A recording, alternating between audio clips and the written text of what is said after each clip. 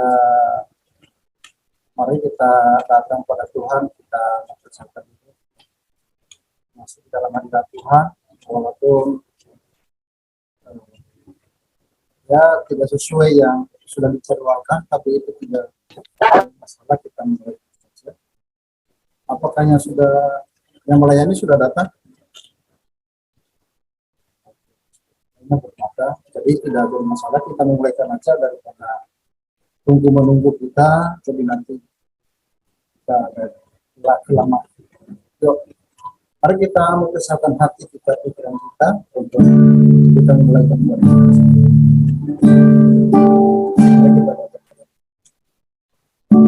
Terima kasih Tuhan, saat ini kami mengucap syukur atas setiap kebaikan Tuhan, pertolongan Tuhan dan itu kami mau beribadah kepada-Mu dengan sungguh dengan sahabat-sahabat kami, yaitu pemuda dan pria dari saudara tetapi kami ditempatkan masing-masing yang ada di dalam setiap kehidupan agar kami benar boleh beribadah dengan sungguh. Terima kasih.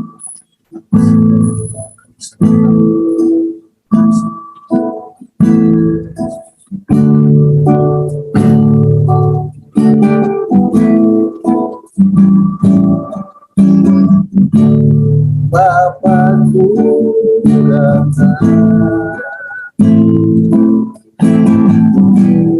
menyembah sini, ku percaya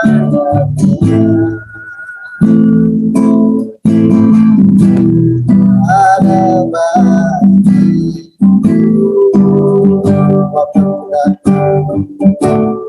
Bapakku datang menyembah sini, ku percaya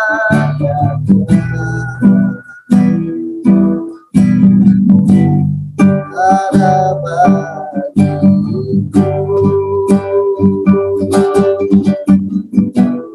Tak usah takut, sebab Kau sertaku.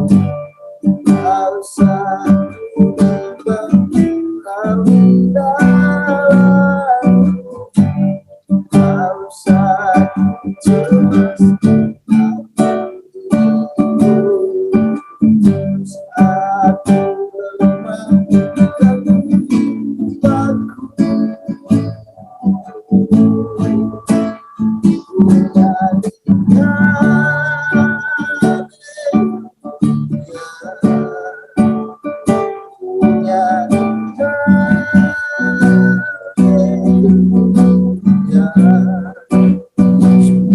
Kau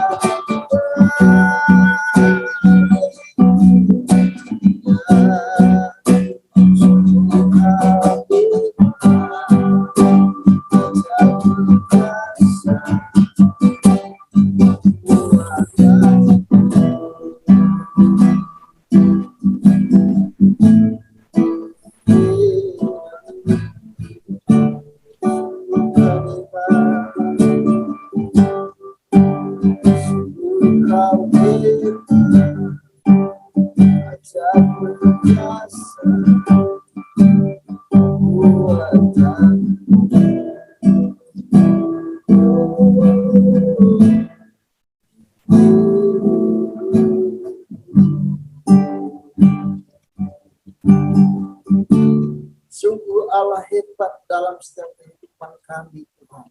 Karena Engkau Allah yang dahsyat, Allah yang mulia, Allah yang penuh keajaiban dalam kehidupan kami. Terima kasih pada kesempatan ini kalau Tuhan memberikan waktu bagi kami untuk kami datang dan bersekutu kepada Tuhan lewat ibadah Dia supaya selesai malam hari. Tuhan hamba menyerahkan ke dalam tangan-Mu pelayanan kami saat malam hari ini dan juga sekaligus kepada kami ke dalam tangan-Mu. Kami mohon kehadiran Tuhan, pimpinan daripada Engkau senantiasa membimbing ibadah ini dari awal pertengahan sampai pada akhirnya nanti. Hanya Tuhan yang bekerja dan berkati setiap pelayanan yang melayani saat malam hari ini, baik kuasa leader, kuasa dan terlebih hamba yang akan menyebutkan kebenaran firman Allah untuk kami diberkati saat malam hari. Terima kasih Tuhan, kami akan bersorak-sorai begitu. Kami siap hati kami rindu akan melakukan. Dalam nama Tuhan Yesus.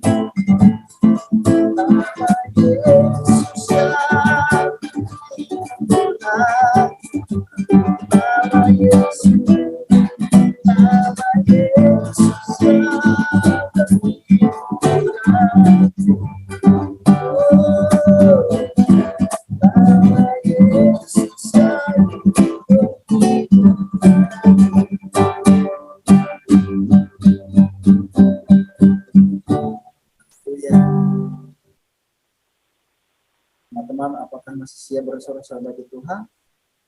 Ya, saya percaya sebetulnya masih semangat teman-teman untuk memuji nama Tuhan. Tapi karena waktu kita semakin berjalan dan terus berjalan, dan minggu depan kita akan mendengarkan lagu-lagu pujian yang lebih dahsyat lagi bagi teman-teman yang berbicara karena hidup kemudian. Nah, untuk itu mari kita siapkan hati kita, karena saya rasa sudah ada di layar Zoom yang membawa renungan malam hari ini. Jadi mari kita mempersiapkan pikiran dan hati kita untuk menerima kebenaran firman Tuhan.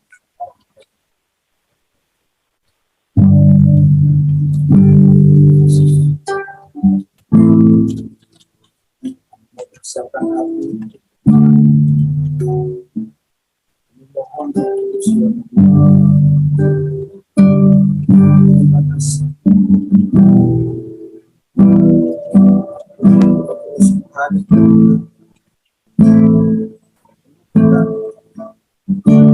agar setiap firman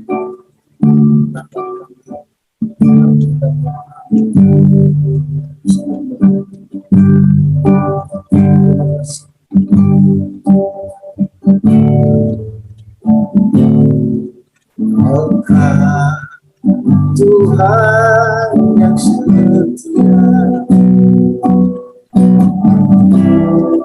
selalu yang terbaik. Amin. Tuhan sadar hanya tak berharap padamu. Kau Tuhan yang setia bagi kami. Tuhan yang setia, selalu yang terbaik. Yes. Tuhan sadar dan Tuhan yang berharap padamu. Yes, Tuhan satu-satunya yang kau datang, satu-satunya yang sayang. Engkau sumber kekuatan, sumber pengharapan, sumber kedamaian. Satu-satunya yang kuharapkan, satu-satunya yang percaya. Engkau Tuhan memberkati, Tuhan menyembuhkan, Tuhan memulihkan. Mari kita akan cek awal dengan segenap hati.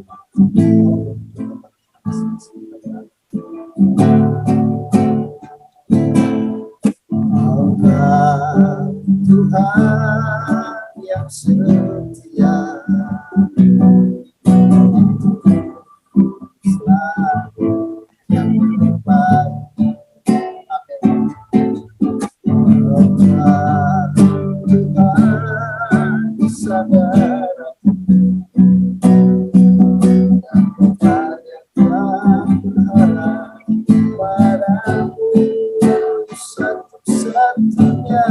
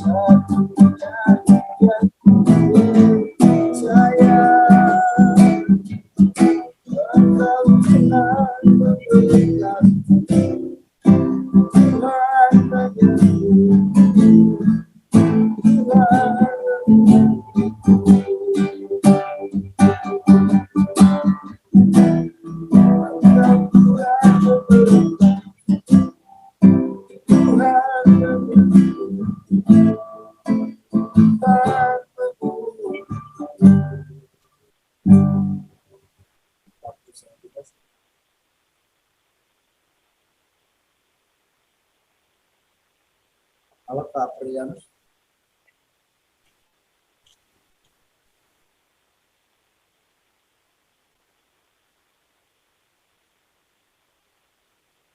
Kak Prianus.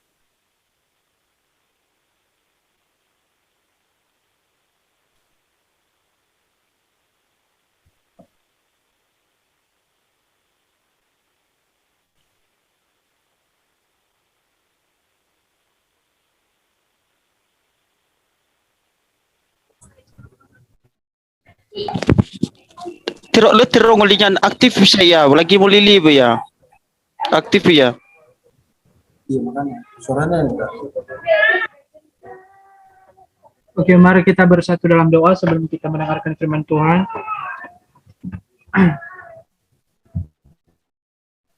Terima kasih Tuhan atas penyertaan-Mu buat malam hari ini buat kami Tuhan, di mana pada saat ini Bapa, kami telah memuji dan menyembah Engkau dan kini saatnya kami akan mau mendengarkan firman-Mu. Ya Tuhan, Engkau berkati pemberitaan firman-Mu Tuhan, karena hamba-Mu sangat terbatas, tapi saya percaya bahwa pertolongan, kekuatan Tuhan akan sempurna dalam hidup hamba-Mu. Ya Bapak, jauhkan dari omong kosong Tuhan, tetapi betul-betul firman yang dijelaskan Bapak sesuai dengan firman-Mu Bapak yang baik.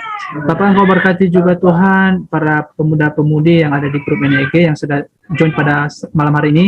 Engkau berkati satu persatu supaya mereka tetap semangat dan supaya mereka bisa memahami dan mengerti akan firman-Mu pada malam hari ini. Bapak yang baik, inilah doa Namu yang sempurna ini hanya kami landaskan di dalam nama-Mu Yesus Kristus. Haleluya. Amin.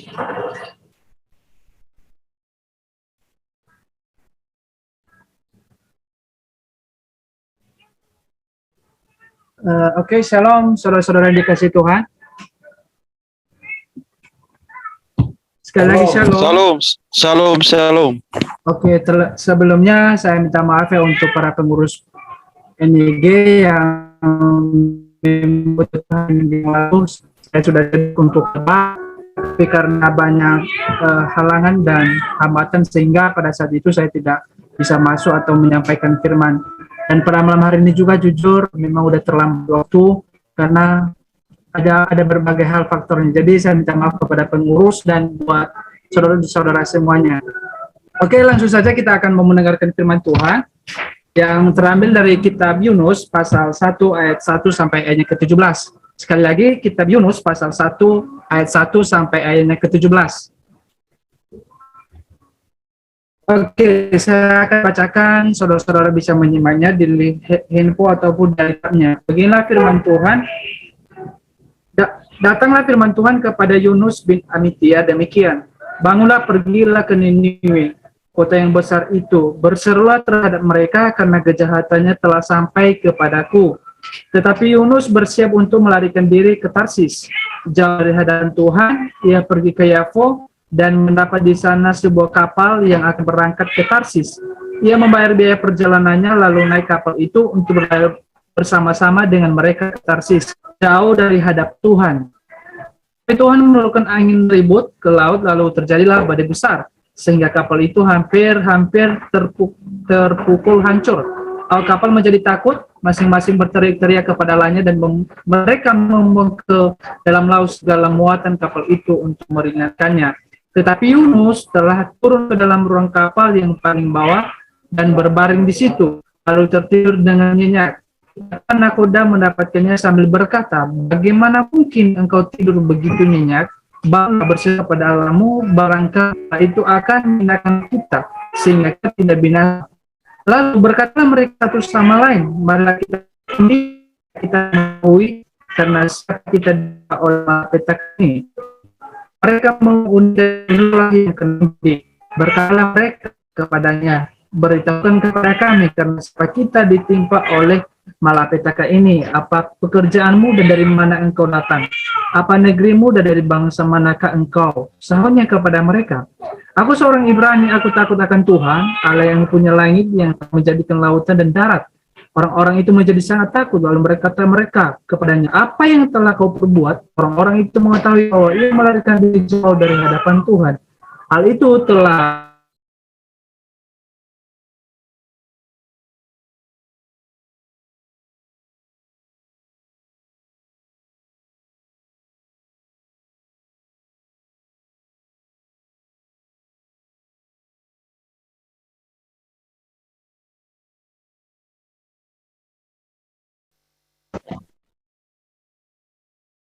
Maaf ya. Ayat yang ke-10, ayat ke-11, bertanyalah mereka akan kami apakan engkau supaya laut menjadi reda dan tidak menyerang kami lagi, sebab laut makin bergelora. Saulnya kepada mereka, angkatlah aku, campakkanlah aku dalam laut, maka laut akan menjadi reda dan tidak menyerang kamu lagi, sebab aku tahu bahwa karena akulah badai besar ini menyerang kamu. Lalu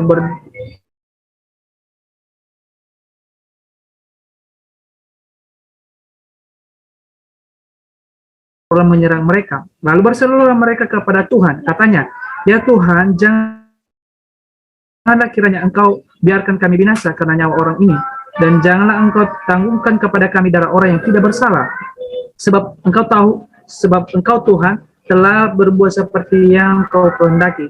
Kemudian mereka mengangkat Yunus lalu mencampakkan ke dalam laut, dan laut berhenti mengamuk. Orang-orang itu menjadi sangat takut kepada Tuhan, lalu mempersembahkan korban sembelihan bagi Tuhan, serta mengikrarkan nazar. Maka atas penuntun Tuhan datanglah seekor ikan besar yang menelan Yunus, dan Yunus tinggal di dalam perut ikan itu 3 hari 3 malam lamanya. Puji Tuhan, saudara-saudara yang dikasihi Tuhan.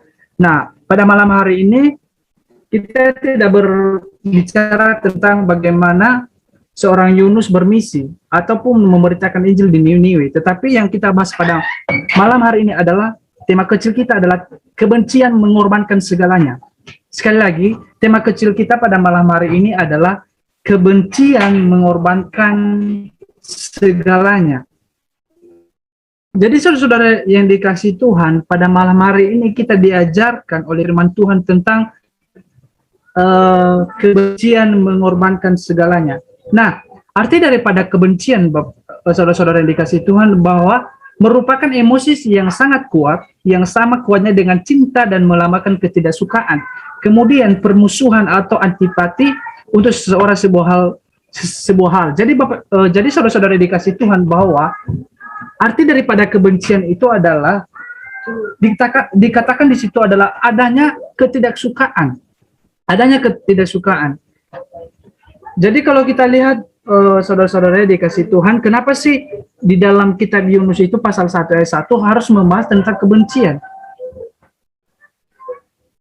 Makanya tema kita pada hari ini, kebencian mengorbankan segalanya, karena saudara-saudara dikasihi Tuhan, banyak para hamba Tuhan sekarang ini, bahkan para orang Kristen sekarang ini, bahwa mereka sangat kadang-kadang mereka melakukan kebencian kepada sesama mereka. Karena kenapa? Ketika misalnya ada sesuatu hal yang mengganjal di hati mereka, ataupun ada permasalahan atau permusuhan di antara mereka, maka yang terjadi adalah kebencian.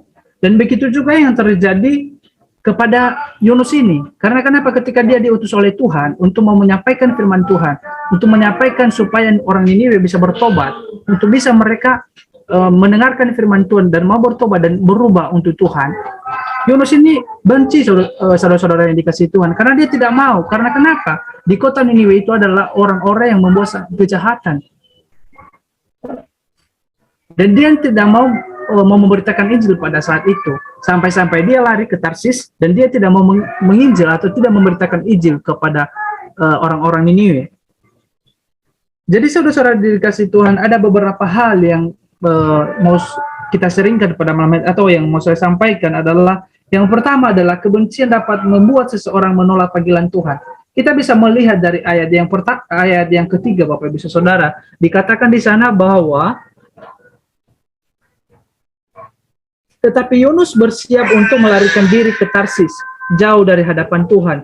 Ia pergi ke Yafo dan mendapat di sana sebuah kapal yang akan berangkat ke Tarsis. Ia membayar biaya perjalanannya, lalu naik kapal itu untuk berlayar bersama-sama dengan mereka ke Tarsis, jauh dari hadapan Tuhan. Bapak Ibu Saudara dikasihi Tuhan, bahwa salah satu yang terjadi kepada Nabi Yunus adalah kebencian dapat membuat seorang menolak panggilan Tuhan. Bahwa ketika kita dipanggil oleh Tuhan, ketika Tuhan mempersiapkan kita untuk memberitakan kebaikan Tuhan, tetapi kadang-kadang kita sebagai orang Kristen, orang percaya, bahkan seorang hamba Tuhan pun melarikan diri ataupun menolak daripada panggilan Tuhan. Yunus adalah nabi Tuhan, sudah seharusnya tugas dan tanggung jawabnya untuk melayani Tuhan. Dia seorang nabi, Bapak Ibu Saudara. Kita seorang hamba Tuhan. Kita seorang pendeta ataupun gembala. Tetapi kadang-kadang kita menolak daripada perintah Tuhan. Kita tidak mau melayani Tuhan. Kita tidak siap untuk tugas dan tanggung jawab kita. Kadang-kadang kita lari daripada panggilan Tuhan. Nah, itulah yang dijelaskan dari ayat yang ketiga ini. Bagaimana bahwa kebencian itu dapat membuat seseorang menolak panggilan Tuhan. Kemudian, tetapi ayat yang kedua, ketika Tuhan panggil untuk memberitakan murka Tuhan kepada Niniwe, Yunus tidak mau, dia malah menolak panggilan Tuhan. Bahkan bayangkan Bapak Ibu Saudara, Nabi Yunus melarikan diri. Dia menolak panggilan Tuhan untuk memberitakan Injil, untuk memberitakan kebaikan, untuk memberitakan firman Tuhan, Bapak Ibu Saudara. Jadi pada malam hari ini kita diingatkan oleh firman Tuhan, kita sebagai orang-orang yang percaya kepada Tuhan, sebagai orang-orang yang dipersiapkan untuk terjun di ladang Tuhan, untuk memberitakan kebaikan itu, kita harus betul-betul menggenapi firman Tuhan itu. Kita harus betul-betul mempunyai tugas dan tanggung jawab yang harus kita lakukan. Bapak Ibu Saudara, berbicara tentang panggilan Tuhan atau seorang hamba Tuhan ataupun orang yang memberitakan Injil itu bukan hanya seorang gembala ataupun seorang hamba Tuhan, tetapi bahkan jemaat-jemaat pun kita itu harus benar-benar memberitakan Injil. Karena sampai sekarang ini Injil itu masih belum tercapai, bahkan banyak di kampung-kampung ataupun orang-orang dalam yang masih belum nyampai pemberitaan Injil. Jadi kita sebagai anak-anak muda sekarang ini, sebagai yang sudah mengerti akan firman Tuhan, mengalami Tuhan secara pribadi, kita harus bertanggung jawab dengan itu. Makanya tema kita pada malam hari ini adalah kebencian mengorbankan segalanya. Kadang-kadang ketika kita ada masalah di dalam keluarga, kepada teman kita, ataupun kepada pengurus-pengurus ketika kita bergabung di dalam organisasi, kadang-kadang itu sebagai hambatan kita untuk memberitakan Injil. Kadang-kadang itu membuat kita tidak semangat untuk melayani Tuhan. Karena kenapa, saudara-saudara yang dikasihi Tuhan, ketika kita di dalam suatu organisasi atau di dalam suatu wadah, ketika kita mempunyai masalah kepada teman kita, kadang-kadang kita nggak semangat lagi untuk melayani, kadang-kadang kita semangat untuk berdiskusi atau sharing-sharing kepada satu dengan yang lain. Karena kenapa? Ada kebencian, tidak ada rasa tanggung jawab ataupun tugas yang harus dilakukan. Kadang-kadang kita menolak panggilan Tuhan dalam hidup kita. Karena kenapa? Banyak masalah yang kita hadapi, banyak faktor-faktor yang membuat kita terhambat untuk memberitakan Injil. Kemudian, Bapak Ibu Saudara dikasihi Tuhan, di sini dikatakan bahwa di ayat yang kedua, ketika Tuhan panggil untuk memberitakan murka Tuhan kepada Niniwe, Yunus tidak mau. Dia malah menolak panggilan Tuhan dan bukan hanya bersiap untuk lari dari panggilannya, tetapi dia benar-benar lari dari panggilan Tuhan. Hendak melepaskan tanggung jawabnya sebagai seorang nabi Tuhan. Bayangkan, dia ingin lari jauh-jauh dari hadapan Tuhan. Kebencian menutupi segalanya sehingga dia lupa kalau Tuhan tidak dibatasi oleh ruang dan waktu, Bapak Ibu Saudara. Kadang-kadang kita menganggap bahwa Tuhan itu tidak tahu apa yang kita perbuat. Tuhan itu tidak tahu apa perjalanan kehidupan kita. Tapi percaya Bapak Ibu Saudara bahwa sehelai rambut pun Tuhan tahu, Bapak Ibu Saudara. Apalagi kehidupan kita. Tidak mungkin dia dikatakan sebagai Allah pencipta kalau dia tidak tahu segalanya. Allah itu adalah Maha tahu semuanya. Jadi apapun yang kita lakukan dalam hidup kita, apalagi kita sebagai hamba-hamba Tuhan, apalagi Yunus itu adalah seorang nabi yang harus sebenarnya dilakukan, yang diperintahkan oleh Tuhan. Tetapi kenapa? Karena ada rasa kebencian. Karena memang Yunus ini dari awalnya memang tidak mau memberitakan Injil kepada orang Niniwe, Bapak Ibu Saudara. Makanya dia mau melarikan diri dari panggilan Tuhan. Bahkan dia menolak panggilan Tuhan itu sendiri. Bahwa di sini dikatakan kebencian menutupi segalanya sehingga dia lupa kalau Tuhan tidak dibatasi. Kadang-kadang kita karena ada rasa benci, maka itu segalanya akan terhambat dan membatasi kita. Tetapi percayalah bahwa Tuhan tidak dibatasi oleh ruang dan waktu. Kita bisa melihat dari Mazmur pasal 139 ayat 1 sampai ayat yang ke-12. Jadi Bapak Ibu Saudara dikasihi Tuhan, marilah kita betul-betul bertanggung jawab atas tugas dan tanggung jawab kita. Kita menjadi orang percaya, kita menjadi hamba Tuhan. Jangan hanya setengah-setengah. Walaupun banyak masalah yang kita hadapi, walaupun banyak hal-hal yang membuat kita terhambat dengan untuk menyampaikan firman Tuhan, kita harus tetap setia, Bapak Ibu Saudara. Dari hal-hal kecil kita harus setia. Kita harus sadar bahwa kasih dan kuasa Tuhan berlaku atas segala bangsa. Peringatan kepada Niniwe berangkat dari kasihnya yang besar supaya bangsa itu bertobat. Bapak Ibu Saudara, kalau kita lihat dan membaca dari kitab Yunus, apa yang dilakukan oleh orang-orang Niniwe, kejahatan yang mereka lakukan sampai di hadapan Tuhan, sampai di telinga Tuhan, Bapak Ibu Saudara. Tetapi kenapa Tuhan tidak membinasakan itu? Karena Allah itu adalah kasih. Dan ada maksud dan tujuan Tuhan mengapa dia tidak menghancurkan kota Niniwe, Bapak Ibu Saudara. Tetapi apa yang dilakukan oleh Allah adalah oleh Tuhan.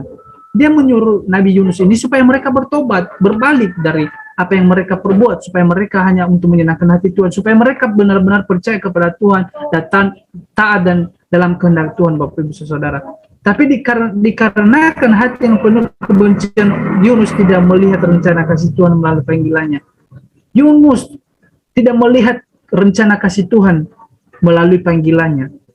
Karena ada rasa kebencian, karena ada ketidaksukaan, karena ada ketidakmauan untuk memberitakan Injil pada saat itu, Bapak Ibu Saudara. Karena hidup kita jangan menyimpan kebencian, karena kita tidak akan pernah melihat rencana kasih Tuhan terhadap orang yang kita benci. Kebencian hanya dapat menghalangi kita untuk menyampaikan teguran Tuhan terhadap orang lain. Dan itu adalah dosa dan nyawanya akan ditangguhkan kepadamu. Jadi Bapak Ibu Saudara yang dikasih Tuhan, kadang-kadang rasa kebencian kita kepada sesama kita, kepada sesama hamba Tuhan, kepada teman kita, sahabat kita, bahkan orang tua kita sekalipun, kalau kita benci Bapak Ibu Saudara, kita akan menyimpan kebencian itu, sehingga kita membatasi kita untuk menyampaikan firman Tuhan, dan membatasi kita untuk melakukan kebaikan kepada orang lain. Walaupun kita dihina Bapak Ibu Saudara, walaupun kita dicaci maki, walaupun kita dianggap tidak ada apa-apanya, jangan pernah timbul di dalam hati kita untuk kebencian. Kita harus bisa mengontrol diri kita, kita harus bisa menguasai diri kita.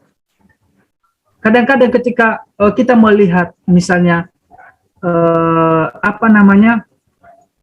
ketika orang lain menegur kita dengan keras, ketika orang lain menghina kita, mencaci maki kita, kadang-kadang kita membalasnya, saudara-saudara. Kita membalasnya dengan rasa benci, walaupun tidak di depannya kita membalaskan secara empat mata ataupun secara langsung, tapi ada rasa kebencian buat kita. Makanya kita ditegur oleh firman Tuhan, jangan pernah ada rasa benci kepada sesama kita. Makanya kebencian itu adalah mengorbankan segalanya. Bahkan kebencian itu pun sekalipun bisa mengorbankan nyawa orang lain, Bapak Ibu Saudara. Bagaimana kalau misalnya Yunus pada saat itu tidak memberitakan Injil? Maka apa yang terjadi di kehidupan orang-orang Niniwe pada saat itu? Pasti mereka hancur. Makanya kebencian itu menimbulkan dan menghancurkan orang lain, bahkan nyawa sekalipun, saudara-saudara yang dikasihi Tuhan. Kemudian di ayat yang keempat dan 5, di situ dikatakan bahwa kebencian mencelakakan orang di sekitar kita. Makanya apa yang saya sampaikan tadi, bahwa ketika kita memiliki rasa kebencian, kita bukan hanya diri kita yang dirugikan, Bapak Ibu Saudara, tetapi orang lain juga dirugikan, Bapak Ibu Saudara. Dan ketika kita memiliki rasa benci kepada satu dengan yang lain, percayalah hidup kita adalah hanya sebagai batu sandungan bagi orang lain, bukan menjadi berkat. Bagaimana kita dikatakan sebagai orang percaya?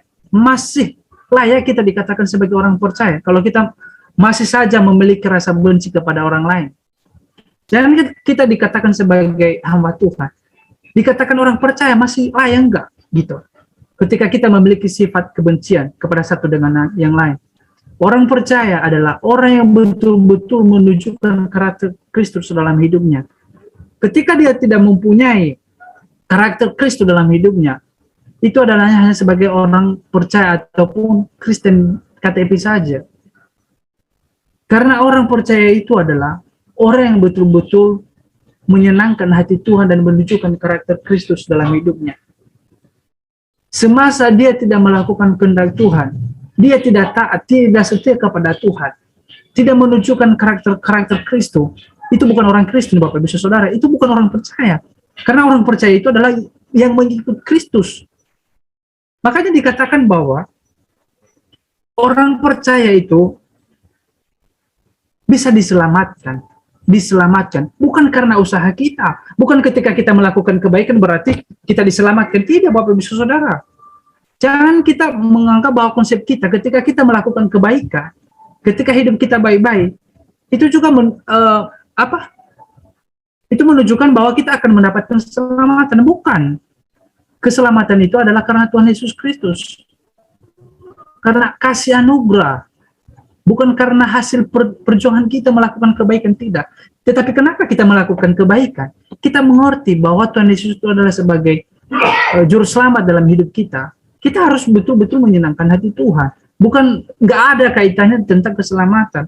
Makanya pada malam hari ini, salah satu ciri-ciri orang yang tidak menjadi berkat bagi orang lain adalah ini, sifat kebencian ini, Bapak Ibu Saudara. Makanya sangat ditegur kita pada malam hari ini supaya kita tidak membenci orang lain. Apapun yang dia lakukan dalam hidup kita, jangan pernah kita benci. Kalau sama aja kita dengan orang seberang atau agama seberang, buat apa kita jadi orang Kristen kalau kita masih punya dendam kepada sesama kita? Kalau kita masih punya rasa benci kepada sesama kita?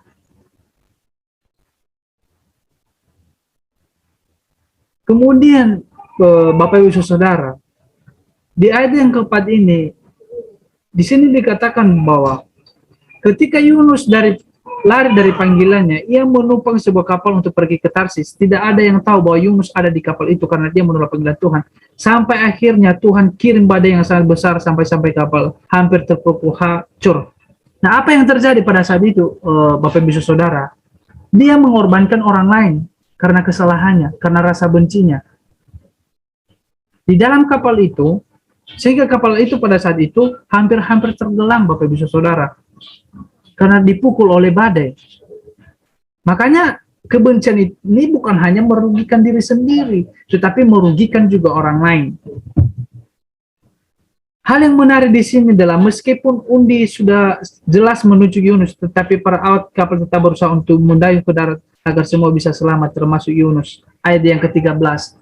Nah, kita harus belajar juga kepada orang-orang yang ada di dalam kapal tersebut. Walaupun mereka tahu bahwa Yunus itulah salah satu faktor mengapa bisa terjadi badai. Tetapi apa yang mereka berusaha supaya mereka tidak membuang Yunus. Dan sehingga mereka pada saat itu pun mendayung sampai mendarat sebenarnya. Tetapi karena Yunus mengatakan buanglah aku ke dalam laut, makanya mereka terpaksa untuk membuang Yunus. Apa hal yang harus kita ambil dari situ, Bapak Ibu Saudara? Kita harus bisa berhikmat. Walaupun misalnya menurut tafsir saya bahwa mengatakan di situ bahwa di dalam kapal tersebut orang-orang tersebut adalah mereka tidak ego. Mereka tidak hanya mementingkan diri mereka sendiri, tetapi mereka memiliki kepentingan bersama begitu, Bapak Ibu Saudara. Kalau misalnya salah satu di antara mereka, udahlah buang aja dia. Tapi mereka tidak punya hati begitu. Jadi ketika misalnya ada satu orang yang membuat kesalahan, bukan kita menghakimi dia, bukan kita untuk menghukum dia ataupun hal-hal yang lain atau membenci dia, tetapi kita mengangkat dia ataupun mengingatkan dia supaya dia hidup di jalan yang benar.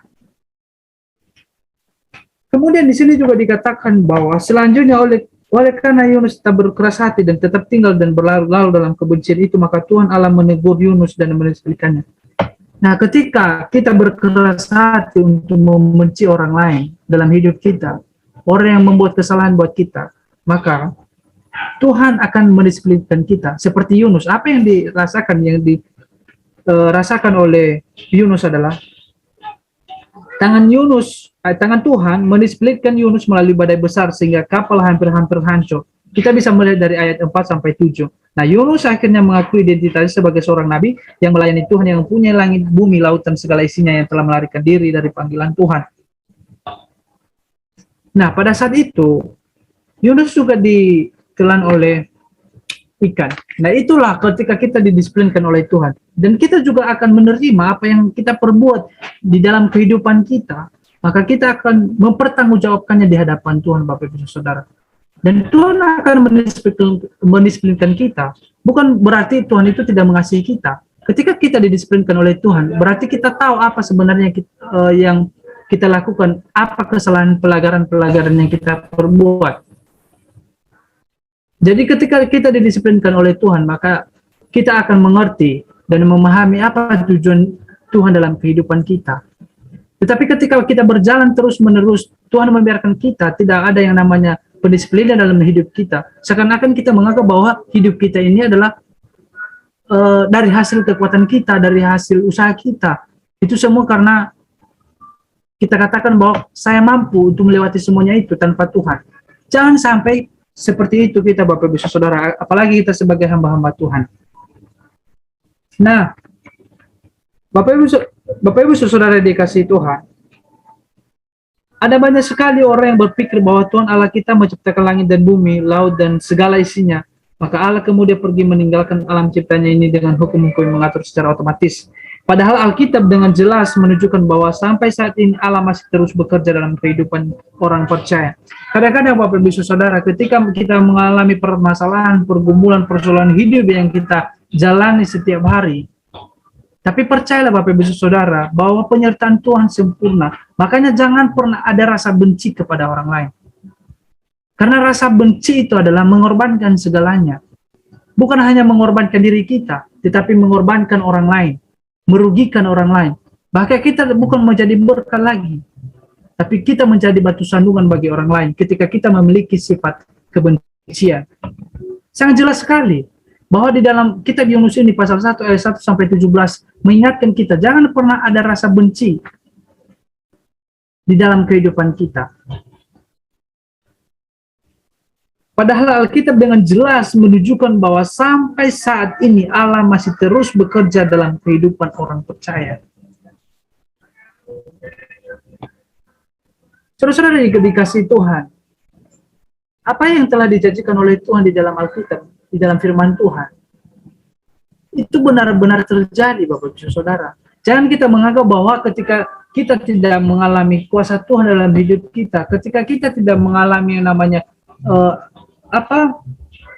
misalnya apa yang kita inginkan ke depan tidak tercapai, Bapak Ibu Saudara, pasti ada rencana-rencana Tuhan yang lain buat kita.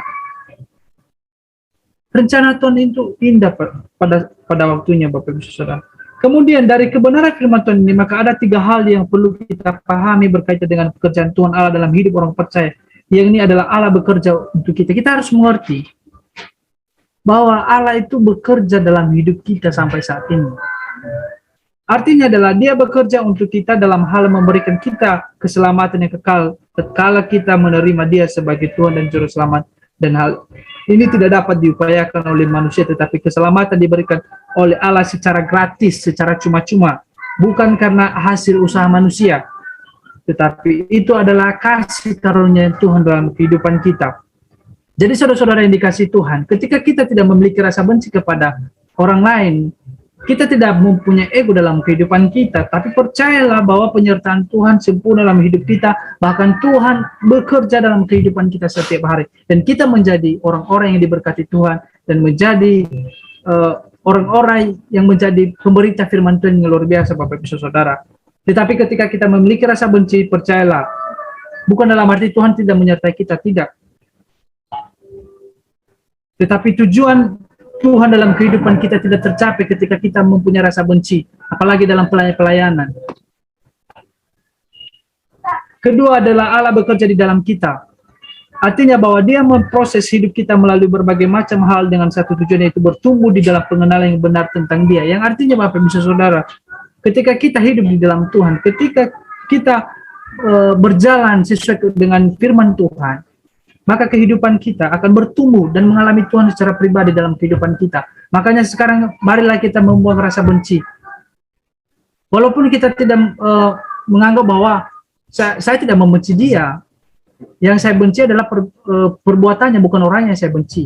Memang betul, ketika kamu benci dengan perbuatannya, jangan juga kamu tidak mau ngomong sama dia, jangan juga kamu membiarkan dia saja. Tetapi ketika kita mempunyai rasa benci bukan karena orangnya, tapi perbuatannya, marilah kita ingatkan dia. Marilah kita doakan dia supaya dia bisa berubah. Tapi kalau kita merespon, kalau dia benci sama kita, ya udah. Kita juga benci dia, kita tidak mau menyapa dia. Kadang-kadang itulah yang terjadi saat ini. Ketika kita sakit hati kepada orang lain, ketika kita dikecewakan orang lain, kadang-kadang kita mempunyai rasa benci kepada orang itu. Bahkan sampai-sampai kita tidak mau sapa dengan satu dengan yang lain. Bayangkan, kita orang percaya loh, kita orang Kristen.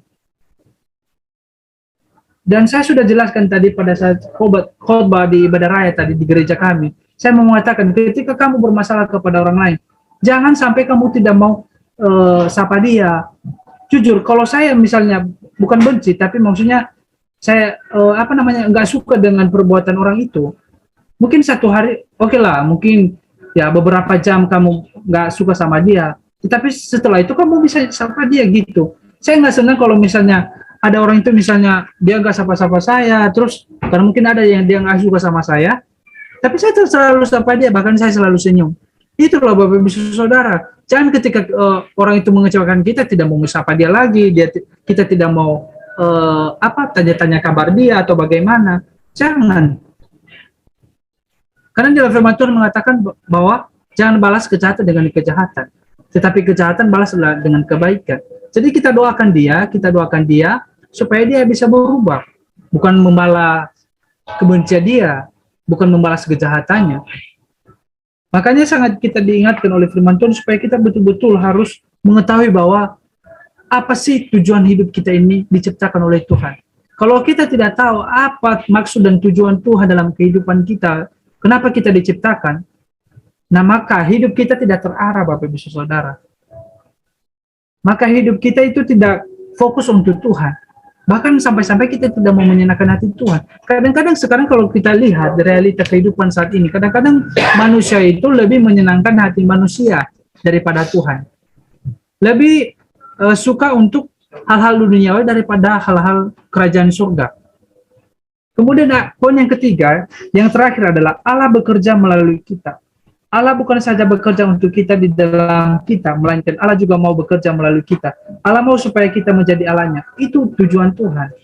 Tujuan Tuhan adalah supaya kita dijadikan sebagai alatnya untuk memberitakan Injil kepada orang-orang yang tidak mengenal Allah, orang-orang ateis, apalagi orang-orang yang masih tidak mengerti akan firman Tuhan, bahkan tidak tahu Tuhan sama sekali. Jadi kita sebagai hamba Tuhan, orang-orang percaya, marilah kita bergandengan tangan untuk memberitakan Injil itu supaya orang-orang itu bisa terselamatkan. Jangan pernah hanya mementingkan kepentingan pribadi, kepentingan keluarga, ataupun kepentingan orang yang ada buat kita, tetapi yang kita pikirkan adalah keselamatan orang yang tidak mengenal Allah.